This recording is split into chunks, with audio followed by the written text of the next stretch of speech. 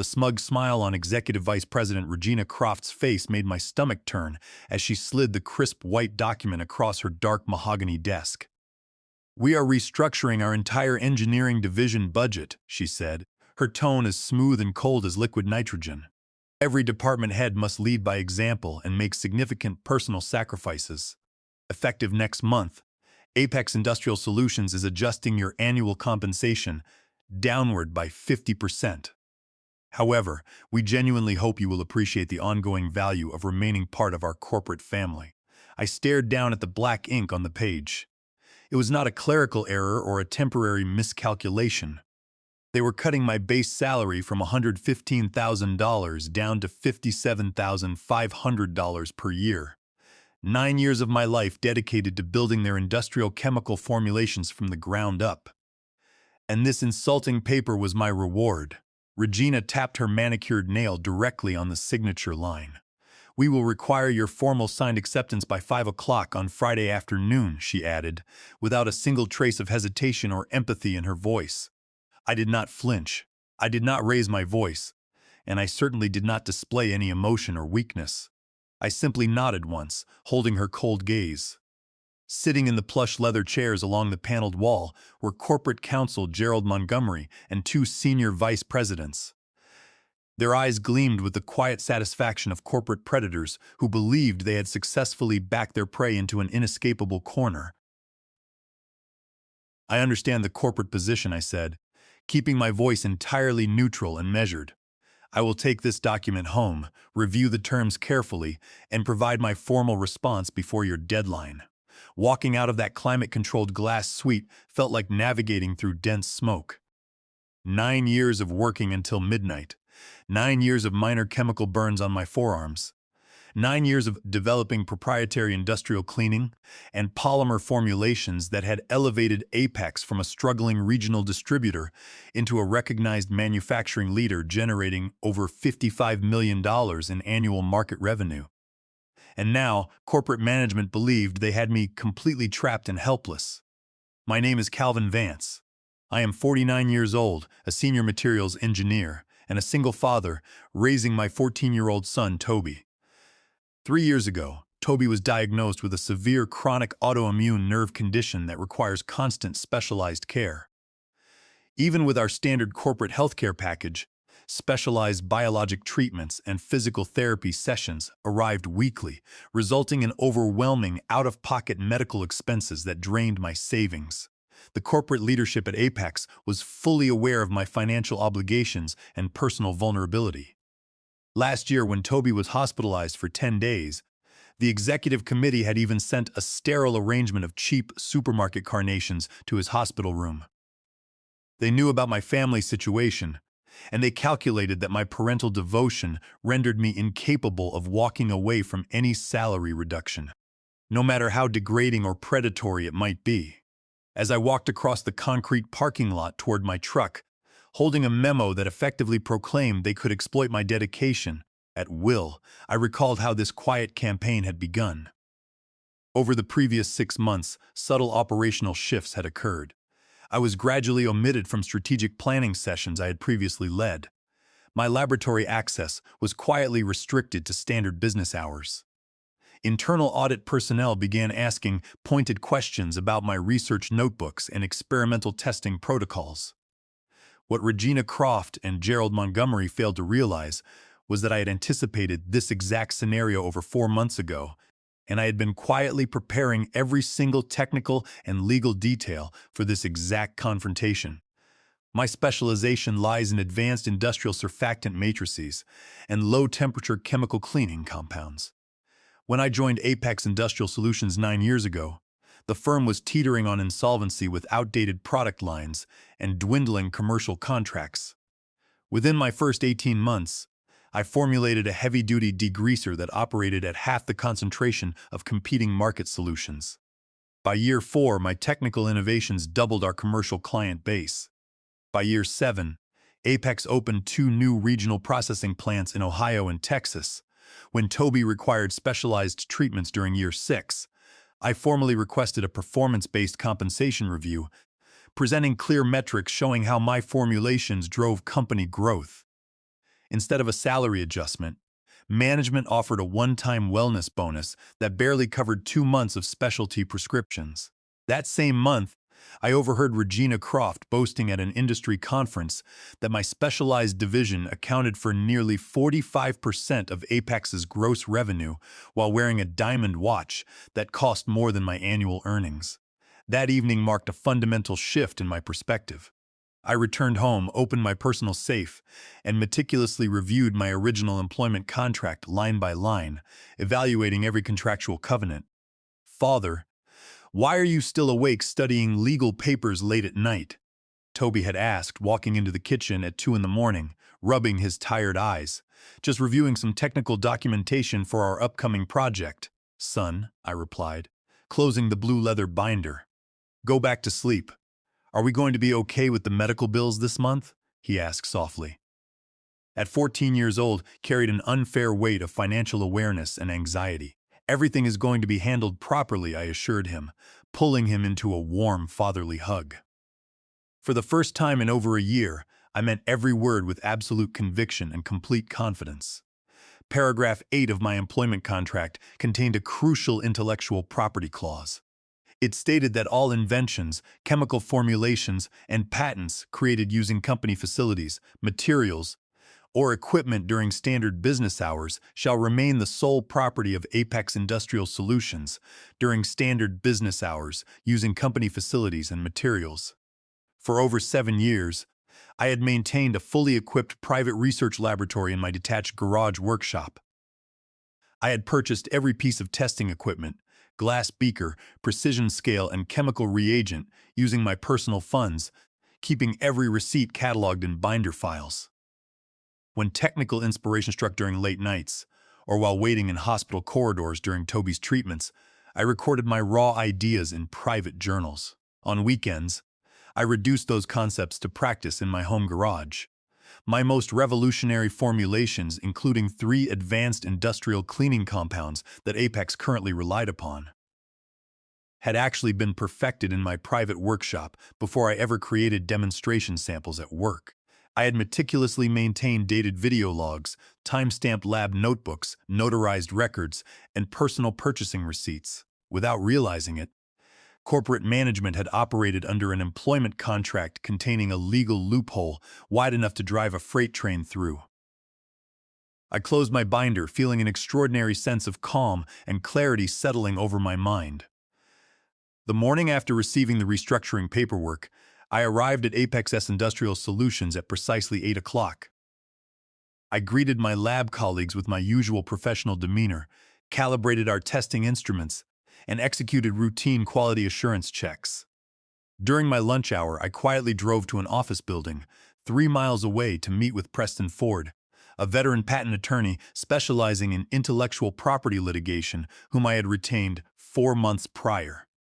"Everything has been formally processed and validated," Preston confirmed, sliding a blue leather binder across his conference table. "Your provisional patent applications for all 3 core chemical formulations were officially registered with the United States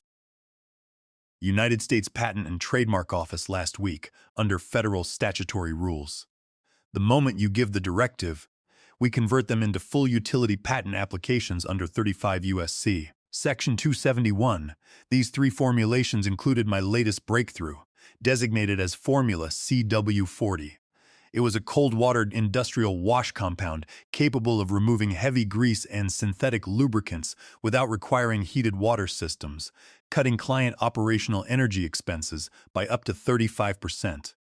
Apex's executive team was preparing to launch this product line next quarter as their flagship commercial offering, completely unaware that they possessed zero legal ownership over the underlying technology. For the remainder of the week, I executed my role with calm precision. I requested a short extension from Regina Croft under the pretense of evaluating my personal healthcare budget. Watching her attempt to project polite concern, while mentally calculating the $57,500 her department would save by slashing my compensation, was an enlightening study in corporate hypocrisy. "We deeply value your ongoing technical contributions, Calvin," she said, her voice dripping with artificial sympathy as she adjusted her posture behind her desk. But in the current economic landscape, restructuring is simply an operational business necessity. It is entirely about business, I agreed calmly, leaning against the doorframe. Behind the scenes, my transition plan was moving into position. On Wednesday afternoon, I held a confidential meeting with Vaughn Miller, Senior Vice President of Research and Development at Titan Materials Group, Apex's primary commercial competitor. Your research portfolio is exceptional, Calvin, Vaughn remarked after reviewing my verified laboratory data and patent documentations. What Apex management is attempting to execute against you is not only short-sighted, but extraordinarily unethical. We are prepared to offer you the position of Senior Director of Industrial R&D at Titan Materials. The terms of Titan's written offer were outstanding. A base salary of $230,000 per year, exactly double my original compensation at Apex, and 4 times the slashed figure Regina was attempting to force upon me. The package included a $50,000 signing bonus, a dedicated research budget, an engineering team of 4 researchers, and comprehensive executive healthcare coverage that covered 100% of Toby's specialized medical therapies without deductible restrictions. I accept your offer, Vaughn, I stated, shaking his hand firmly. However, before I submit my formal start date, there is an important legal matter regarding my existing proprietary formulations that requires complete clarity and immediate protection under federal statutory law. By Tuesday morning of the following week, the day before my extended deadline to accept Apex's reduced compensation agreement, my strategic plan was fully operational. I dressed deliberately in a tailored charcoal wool suit, polished my dark leather shoes, and adjusted my silk tie. You look like an executive ready to take control of a corporate boardroom, Toby observed as I dropped him off at his school entrance. That is precisely the plan, son, I replied with a confident smile. Have a great day at school. I walked into Apex corporate headquarters at precisely 9:30 in the morning. The main reception desk staff, accustomed to seeing me in lab coats and safety glasses, looked up in surprise as I proceeded past the security turnstiles directly toward the executive elevator bank. I rode the elevator to the top floor, a marble-tiled executive wing where senior engineers were rarely invited without prior authorization. As I approached the central executive boardroom, Regina Croft's executive administrative assistant stepped forward to intercept me. Calvin, Vice President Croft, is currently conducting a mandatory operational budget meeting with the executive committee, she announced hastily, raising her hand. You cannot enter without an appointment. This will only require 5 minutes of their time, I replied calmly, walking past her desk and pushing open the heavy mahogany doors of the boardroom. 8 executives sat around an oval conference table, including Vice President Regina Croft, Corporate Counsel Gerald Montgomery, and 2 influential board of directors members, Marshall and Dalton.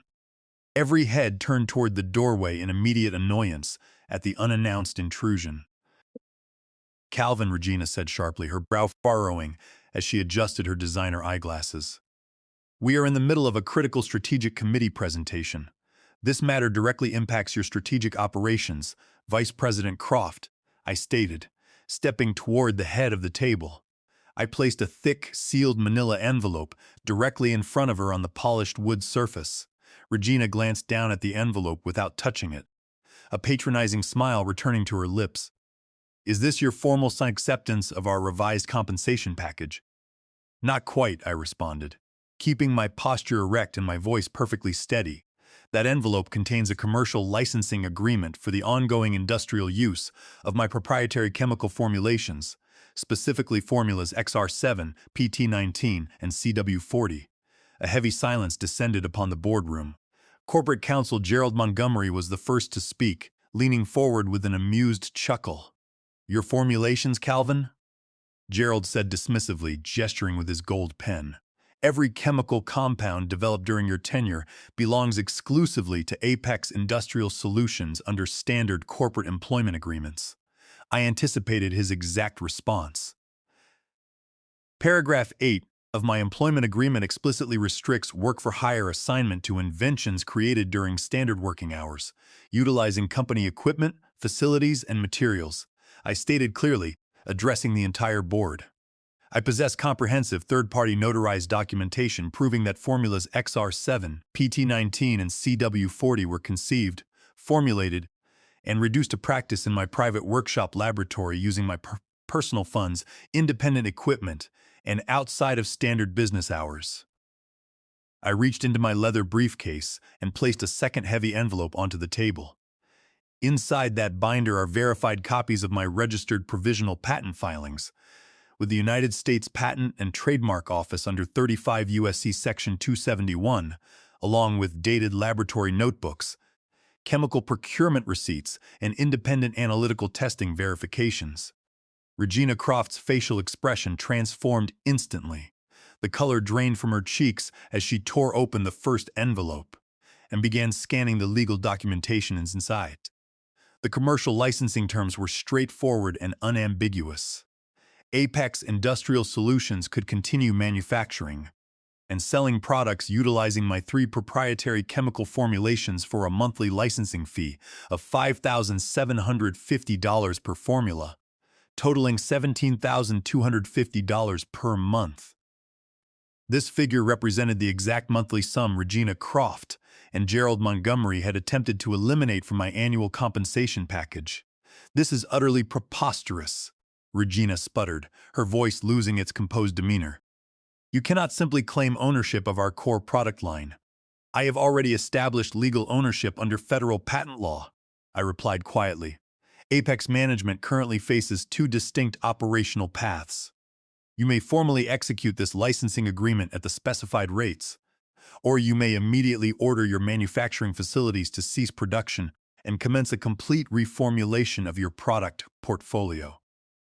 I estimate that custom engineering, testing, and client recertification would require over $4 million in capital expenditures and at least 14 months of operational downtime, during which your primary commercial clients would undoubtedly migrate to competitors." The board members exchanged visible expressions of alarm. Board Director Marshall turned toward Gerald Montgomery with a sharp gaze, realizing the severe legal exposure confronting the enterprise. "This constitutes a flagrant breach of loyalty," Gerald threatened, attempting to regain control of the discussion. "We will file an immediate federal injunction and tie you up in court for years." "You certainly possess the financial resources to initiate litigation," I conceded calmly. "However, federal discovery proceedings would prove extraordinarily illuminating. The court would subpoena all internal electronic communications regarding management's deliberate strategy to force a 50% salary reduction while attempting to appropriate my independent intellectual property. Furthermore, internal messages discussing my son's medical condition as a mechanism of financial coercion would become public record under federal evidence disclosure rules." That statement was an educated calculation, but judging by the sudden stiffness in Regina Croft's posture and Gerald Montgomery's silent reaction, those internal emails existed. Vice President Croft stood up abruptly, her leather chair scraping sharply against the hardwood floor. "Everyone please step outside for 5 minutes," she ordered, her voice trembling slightly. Except Calvin, the room cleared rapidly as executive directors and corporate attorneys gathered their notebooks and exited into the hallway. When the heavy doors closed behind them, Regina dropped her corporate composure entirely. "Do you comprehend the catastrophic damage you are causing to this company?" she hissed, stepping closer to the table. "Apex provided you with executive laboratory space and professional stature when other firms overlooked your resume." I responded with a quiet, measured laugh. "Apex compensated me less than 1% of the $55 million in commercial value my innovations generated over 9 years. I worked weekends, holiday shifts, and through my son's hospitalizations while management viewed my personal dedication as financial leverage. This is not personal revenge, Vice President Croft. This is simply a strict business transaction, executed under the exact principles of corporate restructuring you championed last week." Her eyes narrowed into thin slits. "What prevents us from challenging these patents and crushing your personal legal defense?" "Several definitive factors," I answered smoothly. First, I have formally accepted the position of Senior Director of Industrial R&D at Titan Materials Group, effective next Monday, at double my original compensation package. They are exceptionally enthusiastic about deploying Formula CW40 across their commercial division. Regina's jaw dropped in complete disbelief. You accepted an executive offer with our primary competitor? Second, I continued without interruption. My executive employment contract with Titan Materials includes a comprehensive corporate legal defense and indemnification clause that assigns Titan's full legal team to defend these patents against any infringement or ownership challenges. I reached into my jacket pocket, removed my Apex corporate security badge, and placed it neatly beside the licensing agreement on the mahogany table. Apex management has until 5 o'clock on Friday afternoon to execute the licensing agreement. After that deadline, the monthly rate increases by 25%. Furthermore, I have already provided duplicate copies of these documentation binders to board directors Marshall and Dalton. I believe they are initiating an extraordinary board review meeting this afternoon. Regina's face contorted with anger. You will never work in this sector again. I will personally ensure your professional ruin. I smiled calmly, feeling a profound sense of relief that had eluded me for years. My professional standing is entirely secure. Vice President Croft. I turned calmly, walked out of the boardroom, and exited Apex corporate headquarters for the final time, feeling 9 years of corporate exploitation lift permanently from my shoulders. My phone chimed with a text message from Von Miller as I reached my truck in the parking lot. Executive contract executed. Engineering team thrilled to welcome you on Monday morning. That afternoon, I picked Toby up from school an hour early. He looked surprised as he climbed into the passenger seat, noticing my relaxed expression and dark executive suit. Why are you out of the laboratory so early today, Father? He asked. Looking at me curiously, I resigned from Apex today, I told him with a genuine smile. I accepted a senior director position with a far better organization, and I believe it is time we celebrate properly. Does this mean we can finally adopt that rescue dog we saw at the shelter last month? He asked instantly, his face lighting up with excitement. I believe that is an exceptional idea, I replied, clapping him on the shoulder as we pulled out of the school driveway. 2 days later, Apex's external legal counsel formally contacted Preston Ford to execute the commercial licensing agreement without altering a single term. 1 week after that, following an extensive internal review initiated by board directors Marshall and Dalton, Vice President Regina Croft was officially terminated for gross managerial misconduct, breach of fiduciary duty, and attempting to expose the firm to massive patent infringement liability. 3 weeks later, Toby began his specialized biologic treatment program at the Regional Medical Center. Under Titan Materials Group's executive healthcare package, every medical invoice was processed seamlessly without financial strain or deductible delays. My first morning at Titan Materials Group felt completely distinct from my previous corporate experience. Von Miller greeted me personally in the main building lobby rather than waiting in a distant office. He introduced me to the entire R&D department as the senior innovator who would lead their industrial expansion into new commercial markets. We have configured your main laboratory facility and private office according to your exact specifications, Von stated, opening a set of double doors to reveal a spacious, state-of-the-art testing facility. And these 4 senior researchers will be working under your direct leadership. 4 experienced chemical engineers stood waiting, 2 men and 2 women, each possessing specialized background knowledge in industrial polymers and surfactant chemistry. Among them was Nadia, a brilliant junior chemist who had recently left Apex after growing frustrated with their restrictive corporate structure. This was a dedicated research team built to collaborate, not a rigid hierarchy designed to extract intellectual property while denying individual credit. I reviewed your operational data for Formulus W40, Nadia remarked during our morning orientation meeting. The low-temperature surfactant matrix is brilliant. I have developed several complementary stabilization protocols if you are open to technical collaboration. True scientific partnership, transparent credit, and mutual professional respect replaced the toxic corporate environment I had endured for 9 years. That evening, when I arrived home, Toby observed me closely as we prepared dinner together in the kitchen. "You look completely different, Father," he noted, setting the dinner plates on the kitchen table. "Different in what manner, son?" I asked, stirring the pasta sauce. "Before, even when you smiled, you always looked exhausted and burdened by financial worry," he reflected softly. "Now you look confident and happy, like when we went camping in the mountains 3 years ago." Children possess a remarkable capacity for observing truth. Standing up for my professional worth had not merely altered my financial trajectory, it had restored my personal dignity. Later that week, we visited the local animal shelter and adopted Chief, a 2-year-old German Shepherd mix who had been waiting for a home for 5 months. As Chief settled contentedly at the foot of Toby's bed that evening, I received a phone call from Preston Ford.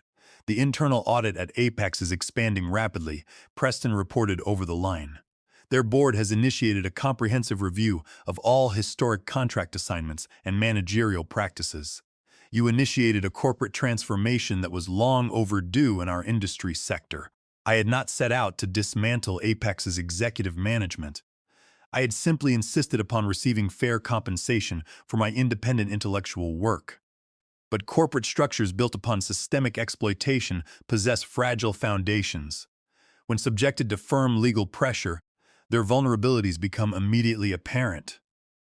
Over the subsequent 3 months, my team at Titan Materials Group refined Formula CW40 for large-scale commercial distribution. We integrated advanced stabilizing polymers, creating a comprehensive industrial cleaning matrix that outperformed every existing compound on the market. Client field evaluations demonstrated a 40% reduction in processing times and a 60% decrease in water consumption, generating overwhelming commercial demand across the industrial sector. During this period, Toby's health improved dramatically. His biologic treatments yielded remarkable progress, restoring his physical energy and allowing him to join his school's robotics club and participate in weekend soccer practice.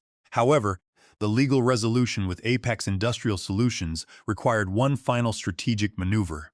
6 weeks after my departure, Nadia received confidential information from a former colleague at Apex. Under pressure from remaining executive management, Apex's laboratory staff was attempting to synthesize a chemical derivative of Formula CW40 to circumvent their monthly licensing obligations. They are attempting to alter the surfactant chain by 5% to claim it constitutes an independent compound. Nadia informed me during our morning strategy session in our private executive conference room. I immediately convened an emergency consultation with Von Miller and Titan's corporate legal team. Rather than pursuing reactive litigation that could drag on in court, we executed a proactive intellectual property strategy. We filed a comprehensive secondary patent portfolio covering the integrated chemical process matrix surrounding low-temperature industrial washes. This strategic move established an impenetrable patent moat around the technology, rendering any derivative formulation produced by Apex an undeniable patent infringement under federal statutory law. Deprived of technical workarounds and facing mounting client defections, Apex Industrial Solutions Board of Directors initiated formal acquisition discussions with Titan Materials Group. 3 months later, Titan Materials Group officially completed the acquisition of Apex Industrial Solutions Commercial Division. Von Miller summoned me to his executive office following the formal signing ceremony. "We are establishing a unified R&D division across both operating units," Von announced, sliding an executive appointment document across his desk. "The board has unanimously appointed you as Executive Director of R&D across the combined enterprise, with full authority over technical strategy and personnel." The executive appointment included a base salary of $345,000 per year, triple my original earnings at Apex, along with executive equity participation and total autonomy over research initiatives. My return to Apex headquarters as Executive Director of R&D was a surreal experience. I walked through the familiar glass lobby, riding the executive elevator to the top floor not as an exploited engineer defending his rights, but as the corporate leader directing its future strategy. I convened a mandatory assembly of the entire engineering staff in the main auditorium. Looking out at the gathered researchers, I recognized the familiar faces of colleagues who had worked alongside me during years of corporate strain. I understand that this organization has endured significant instability over the past year, I stated clearly, addressing the audience from the main podium. That era of corporate exploitation is permanently concluded. Moving forward, this division will operate under principles of strict professional integrity, transparent technical credit, and appropriate financial compensation. Innovation will be celebrated, documented properly, and rewarded fairly. Spontaneous applause broke out across the main auditorium as researchers realized that a new standard of ethical corporate leadership had been permanently established across both organizations. 1 year after sitting in Regina Croft's office facing an insulting 50% salary reduction, I sat in my new executive suite overlooking the city skyline. On my desk stood a framed photograph of Toby playing in the yard with Chief, alongside a modest wooden plaque presented to me by my engineering team bearing a simple inscription. True leadership honors the value of those who build. Toby's medical condition remained in complete remission, covered entirely by our executive healthcare plan without a single misprescription. The financial anxiety that had once clouded our home was permanently replaced by security, confidence, and peace of mind. Reflecting upon the journey, I realized that the pivotal moment of transformation did not occur when Apex executed the licensing agreement, or when Titan completed the corporate acquisition. It occurred at the exact moment I refused to allow financial intimidation to dictate my self-worth. The moment I decided that my son deserved a father who stood firm in defense of his integrity. If you are listening to this story and find yourself trapped in an environment where your dedication is exploited and your contributions are minimized, remember that your professional value is never defined by those who profit from underpaying you. Document your achievements, understand your legal rights, and prepare your position with quiet strategic clarity. When you stand your ground with unwavering resolve, you will discover that the quietest revolutions are often the most powerful.